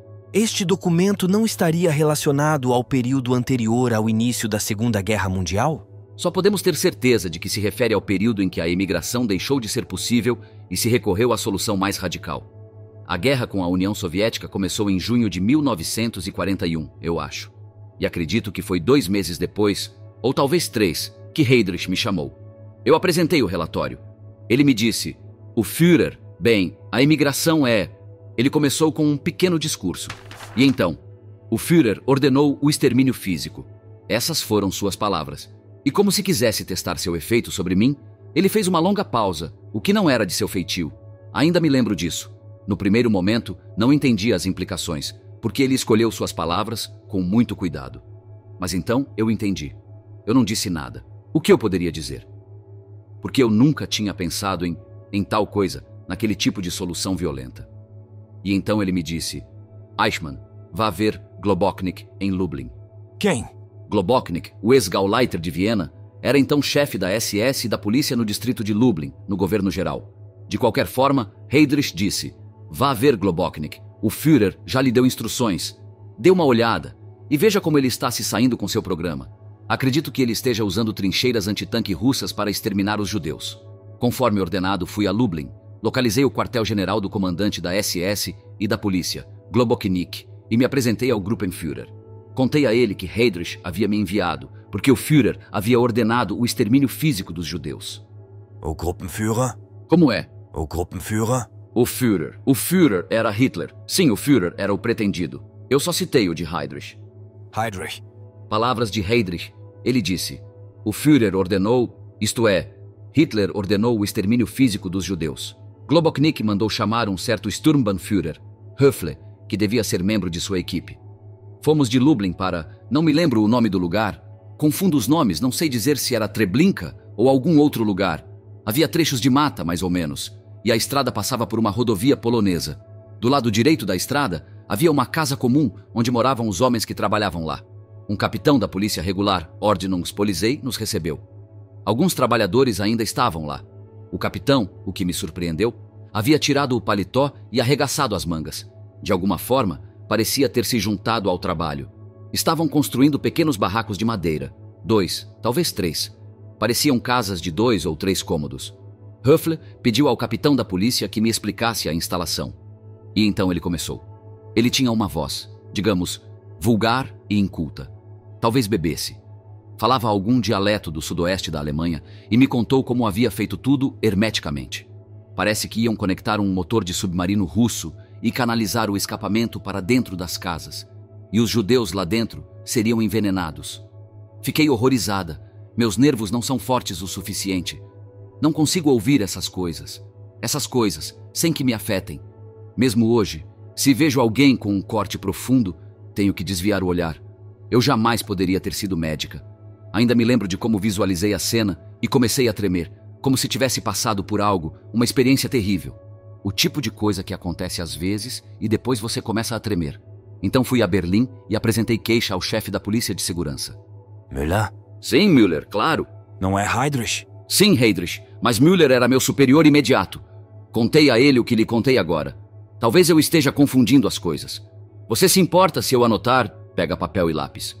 Vá em frente. Datas, algumas notas, porque estou tentando manter as coisas claras. Isso foi, sim, como eu disse antes, deve ter sido no final do verão, outono. De que ano? Depois que a guerra eclodiu entre a Alemanha e a Rússia. Isso seria o outono de 1941. Então, fui enviado para Kulm-Chelmno, em Warthegau. Recebi ordens de Müller para ir a Litzmannstadt e relatar a ele o que estava acontecendo lá. Ele não colocou da mesma forma que, como Heydrich, não tão grosseiramente. Uma ação contra os judeus está em andamento lá, Eichmann. Vá dar uma olhada e depois me informe. Fui ao quartel-general da Gestapo em Litzmannstadt. Agora é Lodz novamente. E lá me disseram. Era uma equipe especial, enviada pelo Reichsführer, Himmler. E eles me disseram exatamente onde esse Kulm está situado. Eu vi o seguinte. Uma sala, talvez, se bem me lembro, cerca de 5 vezes maior que esta aqui. Havia judeus nela. Eles tiveram que se despir. E então, um caminhão lacrado apareceu. As portas foram abertas e o caminhão subiu até uma espécie de rampa. Os judeus nus tiveram que entrar. Então as portas foram fechadas e o caminhão partiu. Quantas pessoas esse caminhão comportava? Não sei exatamente. Durante todo o tempo em que esteve lá, não olhei para dentro. Não consegui. Não consegui. O que vi e ouvi foi o suficiente. Os gritos e... Eu estava muito abalado. E tudo mais. Contei isso ao Müller no meu relatório. Ele não entendeu muito. Fui atrás do caminhão. E lá vi a visão mais horrível que já tinha visto em toda a minha vida. Ele chegou a uma vala bastante longa. As portas foram abertas e os cadáveres foram jogados para fora. Os membros estavam tão flexíveis como se estivessem vivos, simplesmente jogados para dentro. Ainda consigo ver um civil com um alicate arrancando dentes. E então eu o venci. Entrei no meu carro e fui embora. Não disse mais nada. Fiquei sentado lá por horas, sem dizer uma palavra ao meu motorista. Já estava farto. Estava acabado. A única outra coisa de que me lembro é que um médico de avental branco queria que eu olhasse por um olho mágico e observasse as pessoas dentro do caminhão. Recusei. Eu não podia dizer mais nada. Eu tinha que sair dali. Em Berlim, apresentei-me ao Gruppenführer Müller. Disse a ele o mesmo que lhe disse agora. Terrível. Um inferno. Eu não consigo. Eu não consigo fazer isso. Eu disse a ele. O que Müller disse? Müller nunca disse nada. Nunca. Nem sobre essas coisas, nem sobre outras. Ele era sempre muito conciso e impassível. Só dizia o estritamente necessário. Dizia sim ou não. E quando não dizia sim ou não, geralmente dizia Eichmann, meu amigo. Não era sim nem era não. Ele era um homem de poucas palavras. Você relatou isso por escrito? Não, eu não podia fazer isso. Fui expressamente proibido. Por Heydrich, eu acho. Müller queria saber especialmente quanto tempo leva. Não consegui dizer isso a ele. Não consegui ouvir. Eu deveria ter ido lá uma segunda vez. Mas, naturalmente, não me ofereci. E nada me foi dito. Você também viu judeus sendo gaseados com um motor de submarino pelo grupo de Globoknik? Não, eu não vi isso, mas voltarei a isso. Fui enviado para lá outra vez. Deixe-me pensar um momento, Herr Hauptmann. Fui enviado para lá depois dos seguintes lugares, os 2 que mencionei, e depois Auschwitz, Oswiecim, e depois fui enviado para Treblinka. E então para... Qual é o nome daquela batalha dupla perto de Minsk? Perto de Minsk. Enfim, para Minsk, Auschwitz, Treblinka, Minsk. Acho que é só isso. Ah, sim. E Lemberg, Lvov, Lemberg. Só isso. Esses são os 6 lugares. Essas eram apenas missões de coleta de informações? Ou você tinha alguma missão especial? Nenhuma designação, nenhuma designação. Eu não tinha ordens a dar nem nada. Nenhuma instrução sobre quem gasear, ou se alguém deveria ser gaseado, se o gaseamento poderia ou deveria ser interrompido, iniciado ou intensificado. Eu nunca tive nada a ver com tudo isso, Herr Hauptmann. Se os jornais disseram que eu tive, é mentira. Estou lhe contando toda a verdade. Qual era a função do seu departamento no âmbito do programa de extermínio? Evacuação, mas não no governo geral da Polônia. E mais tarde espero falar dos territórios russos ocupados, onde a situação era diferente. Herr Eichmann, o senhor queria falar sobre suas visitas aos campos de extermínio? Sim, isso mesmo. Müller me disse, em Minsk, os judeus estão sendo fuzilados. Gostaria de um relatório sobre isso. Então fui para Minsk. Eu não tinha nada para fazer lá. Não conhecia ninguém. Fui ao posto de comando. Como era mesmo o nome? Comandante da Polícia de Segurança? Ou poderia ter sido equipe de ação da Polícia de Segurança? E perguntei pelo comandante. Ainda me lembro. Ele não estava lá. Falei com outra pessoa e disse a ela que tinha ordens para ver o que estava acontecendo. Passei a noite naquela cidade e no dia seguinte fui ao local, mas cheguei tarde demais. O trabalho daquela manhã já estava feito, quase pronto, e fiquei muito feliz com isso. Quando cheguei lá, cheguei bem a tempo de ver alguns jovens atiradores. Acredito que eram atiradores, com o emblema da caveira no colarinho, atirando em um fosso, talvez 4 ou 5 vezes maior que esta sala. Talvez maior, digamos 6 ou 7 vezes. Minha orientação neste caso não é confiável, porque eu vi essa coisa sem pensar. Eu não pensei em nada. Eu apenas vi. E só. Eles atiraram no fosso. Ainda consigo ver uma mulher com os braços atrás das costas. E então seus joelhos cederam, e eu saí correndo. O poço estava cheio de cadáveres? Estava lotado. Estava lotado. Fui até o meu carro, entrei e fui embora. Dirigi até Lemberg. Não tinha ordens para ir até Lemberg, lembro-me agora. De alguma forma fui até Lemberg e encontrei o homem encarregado do posto de comando da Gestapo e disse a ele: "É horrível o que eles estão fazendo lá. Estão treinando jovens para serem sádicos." Disse exatamente a mesma coisa a Müller. Contei a Gunther também. Contei a todos. E disse àquele oficial da SS em Lemberg: "Como eles podem ficar ali atirando em uma mulher e crianças? Como é possível? Simplesmente não. Esses homens vão enlouquecer ou se tornarão sádicos, nossos próprios homens." Ele me disse: "Eles estão fazendo a mesma coisa aqui, atirando. Quer ver?" "Não", eu disse. "Não quero ver nada. De qualquer forma, vamos passar por lá", ele disse. Havia um fosso ali, já preenchido, e sangue jorrava dele. Como direi? Como um geyser. Nunca vi nada parecido. Já estava farto daquela missão. Voltei para Berlim e relatei o que tinha visto ao Gruppenführer Müller. Disse a ele: "Isso não é solução para a questão judaica. E além disso, estamos treinando nossos homens para serem sádicos. Não deveríamos nos surpreender se todos se revelarem criminosos, todos criminosos." Ainda me lembro de Müller me olhando com uma expressão que dizia: "Eichmann, você tem razão, isso não é solução." Mas não havia nada que ele pudesse fazer a respeito. Müller definitivamente não podia fazer nada. Nada. Quem deu as ordens para essas ações?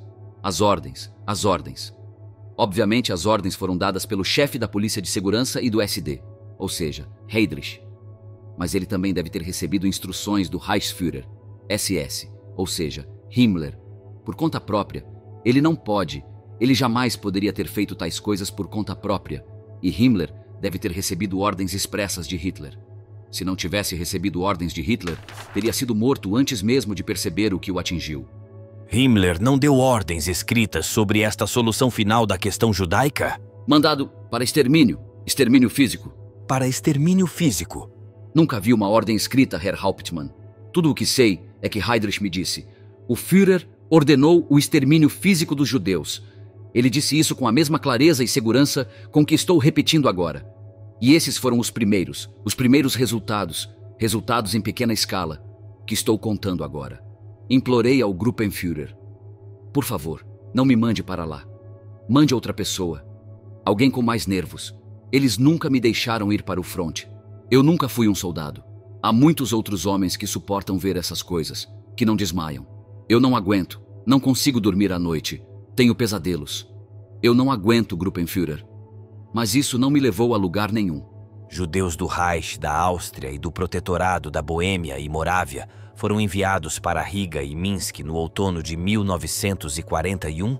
Em 1941, Herr Hauptmann, isso é possível. Não sei. Só sei que havia trens indo para Minsk e Riga. Você sabia que no outono daquele ano, grupos de ação, Einsatzgruppen, liquidaram judeus por fuzilamento, tanto em Riga quanto em Minsk? Eu não sabia disso na época, mas é claro que ouvi falar depois. Você disse que inspecionou Minsk? Já disse que o quarto B4, meu gabinete, não tinha nada a ver com a atividade dos grupos de ação no leste. Não os orientávamos, nem lhes dávamos ordens. Nem enviamos, como direi, observadores ou conselheiros. Você recebeu relatórios periódicos sobre os grupos de ação, os chamados relatórios de ocorrência, daí comunicações sobre a liquidação dos judeus na Rússia? Sim, sobre a liquidação dos judeus, juntamente com outras atividades dos grupos de ação. Nunca aleguei desconhecer essa liquidação. Apenas disse que o Bureau 4B4 não tinha nada a ver com isso. Aqui devo acrescentar algo que, cronologicamente falando, deveria ter sido mencionado antes: a conferência sobre o Projeto Barbarossa. Pouco antes do início da Guerra Germano-Russa, realizou-se uma conferência em Berlim, a qual todos os principais homens do Quartel-General de Segurança do Reich foram obrigados a comparecer. Lá, pela primeira vez, ouvi o codinome para os preparativos de guerra contra a União Soviética. Alguém leu um documento organizacional preparado muito antes e mencionava os grupos de ação e equipes de ação no leste. À medida que as tropas alemãs avançavam, grupos de ação sob o comando da Polícia de Segurança e do SD, Heydrich, avançaram logo atrás delas e assumiram o poder policial. O líder de um desses grupos de ação era Ollendorf, que testemunhou nos julgamentos de crimes de guerra em Nuremberg que seu grupo fuzilou 84 mil, ou talvez 94 mil judeus. Foi declarado nesta conferência qual seria a missão e a função desses grupos de ação? Não foi mencionado. Pensei que fosse algo militar, algo relacionado à ofensiva, à Waffen, SS, e fiquei chateado na época, porque pensei que tinha sido preterido. Minha ascensão tinha sido relativamente rápida, e eu disse a mim mesmo: agora sou um Obersturmbannführer, mas se me mandarem para o front, serei promovido a Standartenführer em pouco tempo.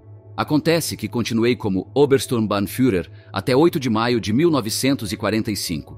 Não pude mais ser promovido.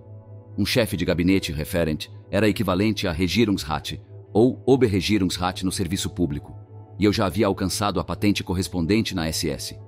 Você também esteve em Auschwitz? Eu continuava recebendo ordens para visitar Auschwitz. Müller me disse que eles estavam expandindo a fábrica e queria que eu desse uma olhada e relatasse a ele.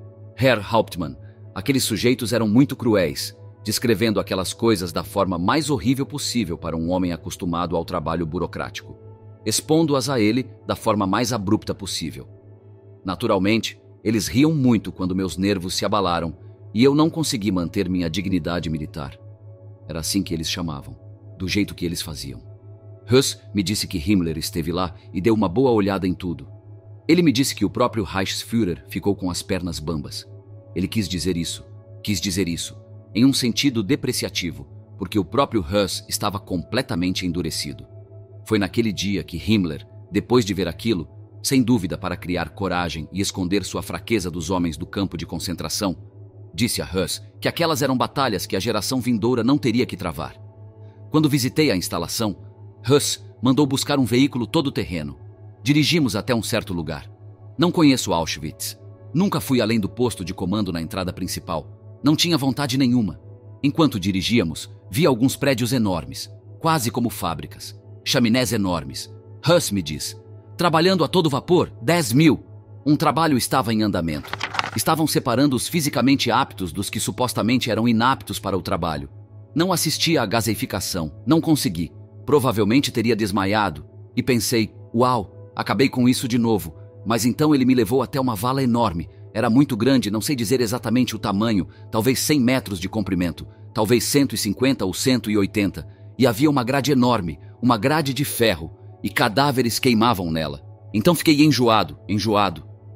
Mas você estava em Treblinka novamente? Gostaria de dizer algo sobre este último ponto deste terrível caso. Refiro-me a Treblinka.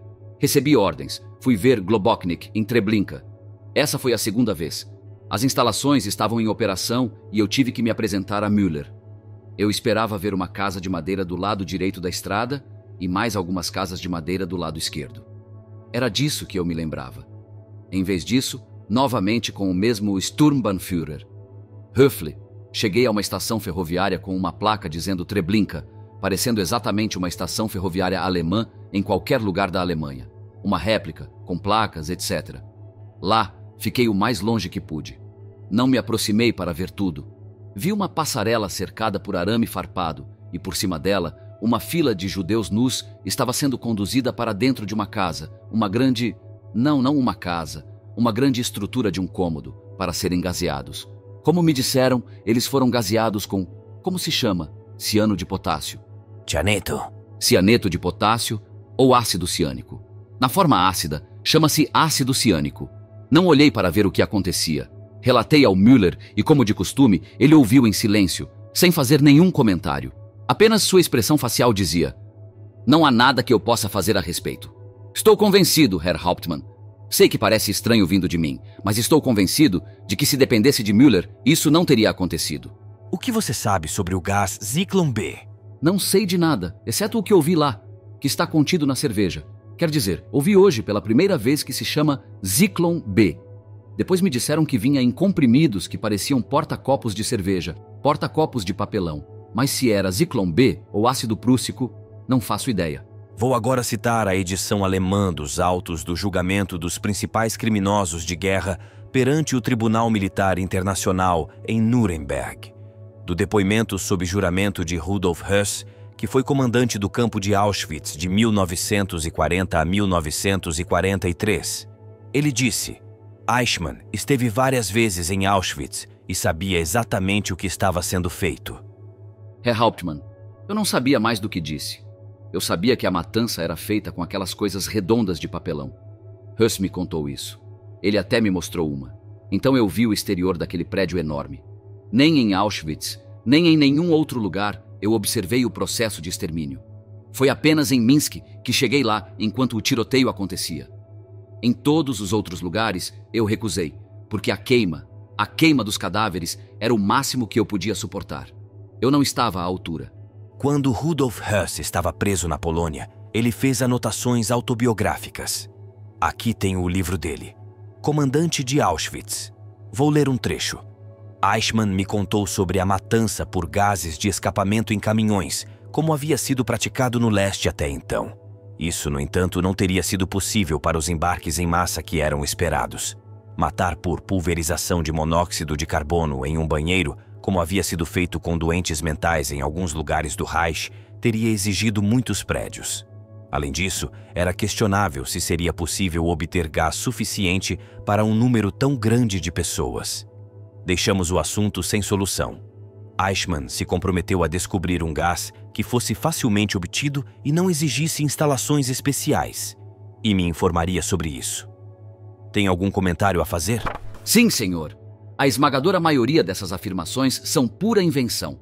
É óbvio para mim que ele estava interessado apenas em uma coisa: limpar seu próprio departamento, o quartel-general de administração e abastecimento da SS, comandado pelo Obergruppenführer Pohl, precisamente em conexão com os detalhes técnicos com os quais a Gestapo não teve nada a ver. Ele está tentando limpar as seções técnicas do quartel-general de administração e abastecimento da SS, mantê-los fora disso por razões que desconheço, ainda para todos os efeitos conhecidas. Eu nunca, de forma alguma, e juro por isso, Herr Hauptmann, discuti esse assunto com Höss. Pelo contrário, quando Müller me enviou a Auschwitz pela primeira vez, foi Höss quem me mostrou aqueles tapetes de papelão. Vou agora mostrar-lhe um documento apresentado pela acusação no primeiro julgamento de crimes de guerra de Nuremberg. Trata-se de uma declaração do Dr. Kurt Gerstein, ex-chefe do Serviço Técnico de Desinfecção do Quartel-General de Comando da SS, Grupo D, Higiene, a respeito da utilização do gás venenoso que lhe fora encomendado em julho de 1942 por Günther, seu representante permanente. Gostaria de ler este documento na íntegra? Sim, senhor. Inclina-se sobre o documento e lê. Trata-se primeiro da entrega de ácido prússico ao Hauptsturmführer Günther em 8 de julho de 1942, especificamente de 100 quilos de ácido prússico. Em seguida, vem um relatório sobre sua participação em assassinatos no governo geral. E no final, Gerstein afirma que, no início de 1944, Günther encomendou-lhe mais ácido prússico e perguntou se ele tinha um veneno com o qual se pudesse aproveitar o vento para matar pessoas em Theresienstadt. Devo dizer que tudo isso é novidade para mim. De todas as pessoas mencionadas aqui, apenas uma me é conhecida, Hauptmann Wirth. Eu tinha esquecido o nome, mas muito possivelmente é o mesmo capitão de quem lhe falei. Todos os nomes são desconhecidos para mim. Nunca os ouvi, nunca os pronunciei, nunca tive nada a ver com nenhuma dessas pessoas. Não sei nada sobre Günther ter recebido ácido prússico em 1942. Devo dizer que é estranho, muito estranho, que Günther esteja envolvido neste caso, quando eu nem sequer... Pergunto-lhe, não é que eu dê importância a isso, Herr Hauptmann? Não é estranho que eu nem sequer seja mencionado? Se é que tive algo a ver com isso? Enfim, não sei nada sobre isso. Não estive envolvido. E se não estive envolvido, não posso dizer que estive. Se eu tivesse tido algo a ver com isso, meu nome estaria mencionado aqui, como era costume em todos os lugares. Você deu a ordem ao Günther. Ele certamente não agiu por conta própria. Não. Devo negar isso, Herr Hauptmann. Não o fiz, é claro. Günther não pensou nisso sozinho. Ele deve ter recebido uma ordem, isso é claro. Mas ele não recebeu a ordem de mim. Eu não sei nada sobre isso. 100 quilos de ácido prússico? Não tenho a menor ideia. Eu não sei. Você se lembra da declaração de Ross sobre os preparativos para o gaseamento e de você ter dito a ele que descobriria sobre um gás?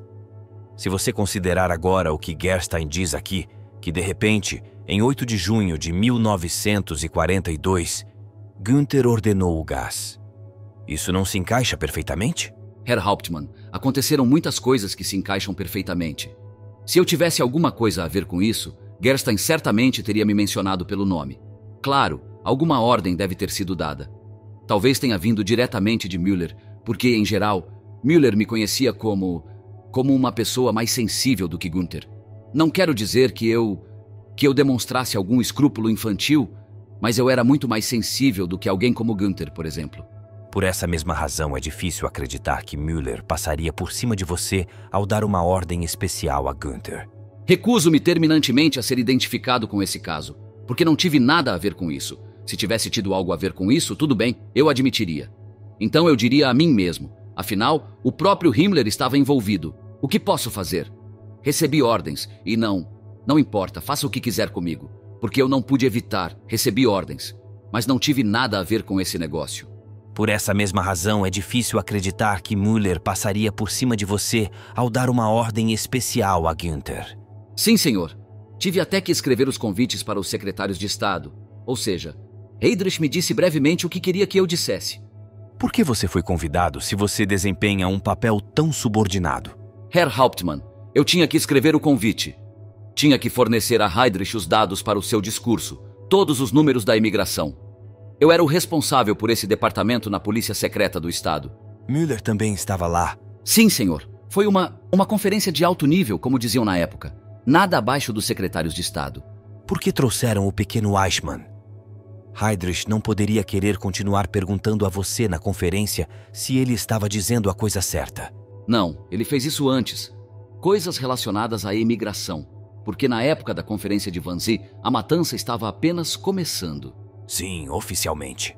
Houve matança antes disso. Você afirma que em 1941, por volta de novembro, em Auschwitz, aquelas máquinas de gaseamento já estavam em funcionamento. Sim, é isso mesmo. Nesta conferência, Heydrich tornou pública sua autorização. Fico pensando, se a matança já tivesse começado, e começou mesmo, isso provavelmente significava uma organização mais rigorosa do programa. Ele foi nomeado por Göring. Até então, os obstáculos eram grandes demais. Muitos departamentos envolvidos. Considero o fato de você ter sido levado à conferência de Wannsee como uma indicação de que você desempenhou um papel mais proeminente na solução final pelo extermínio do que você admite. Não, Herr Hauptmann. Eu admitiria, não hesitaria em admitir, mas sempre fui chefe de gabinete, Dezernent, do Bureau 4B4. E um chefe de gabinete da Gestapo não consegue, de forma alguma, sair da estrutura em que foi colocado.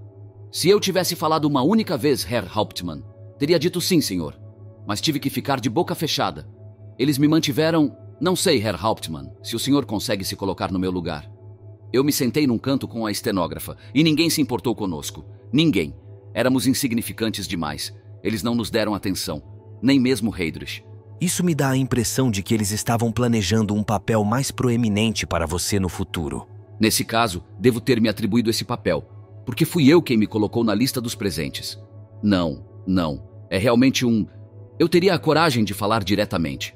Afinal, o que pode acontecer comigo? Vou citar o seu registro do discurso de Heydrich. A imigração foi agora, com a aprovação do Führer, substituída por outra solução, a evacuação dos judeus para o leste. As ações atuais, no entanto, devem ser vistas como meros expedientes, mas oferecem uma fonte de experiência prática da maior importância com vistas à solução final que está por vir. O que tudo isso significa? Como a emigração era proibida, eles deveriam ser deportados para o leste.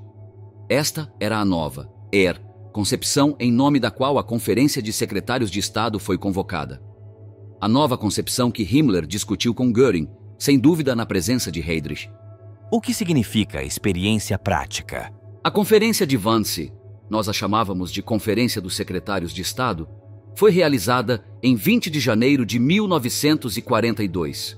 2 meses depois, fui enviado para ver Globoknik. É bem possível que a matança já tivesse começado. Entendo. Então você acha que experiência prática se refere à matança de judeus que já havia começado? É verdade que equipes de ação já estavam trabalhando na época. Eles começaram em... Claro, houve matança. Aqui, na página 7 do seu registro, Heydrich diz: sob uma liderança apropriada, os judeus devem ser postos para trabalhar de forma adequada dentro da estrutura da solução final. Em grandes colunas de trabalho, com separação de sexos, os judeus fisicamente aptos serão obrigados a construir estradas à medida que forem conduzidos a esses territórios.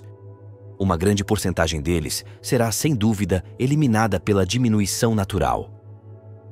O que significa diminuição natural? É uma morte perfeitamente normal.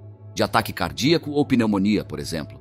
Se eu morresse agora, seria uma diminuição natural.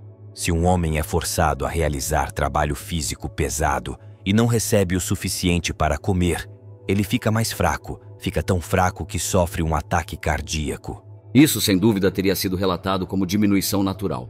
Heydrich continua: como os últimos sobreviventes constituirão, sem dúvida, o grupo mais resistente, eles devem ser tratados adequadamente, já que essa elite natural, se libertada, deve ser vista como a potencial célula germinativa de uma nova ordem judaica. O que significa tratados adequadamente? Isso vem de Himmler. Seleção natural, esse era o hobby dele. Sim, mas o que isso significa aqui? Morreu, sem dúvida. O registro continua. O secretário de Estado, Dr. Bühler, do gabinete do governador-geral, declarou que o governo-geral ficaria feliz em ver medidas tomadas em direção à solução final no governo-geral, porque lá o problema de transporte não era de suma importância e as considerações trabalhistas não seriam um obstáculo. Ele sustentou que os judeus deveriam ser removidos o mais rápido possível do território do governo-geral, porque lá, mais do que em qualquer outro lugar, o judeu representa um perigo eminente como portador de doenças e, além disso, está constantemente perturbando a estrutura econômica do país com suas atividades no mercado negro. Além disso, a maioria dos 2,5 milhões de judeus em questão era inapta para o trabalho. O que ele está sugerindo? Ele está sugerindo que eles deveriam ser mortos. Agora vou mostrar-lhe um documento apresentado pela acusação no 9º julgamento de crimes de guerra de Nuremberg.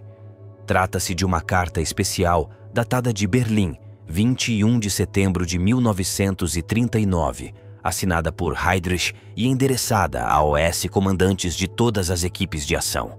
Trata-se da questão judaica na Polônia, que acabara de ser ocupada. Gostaria de dizer algo sobre isso? Naquela época, minhas funções não tinham nada a ver com essas coisas.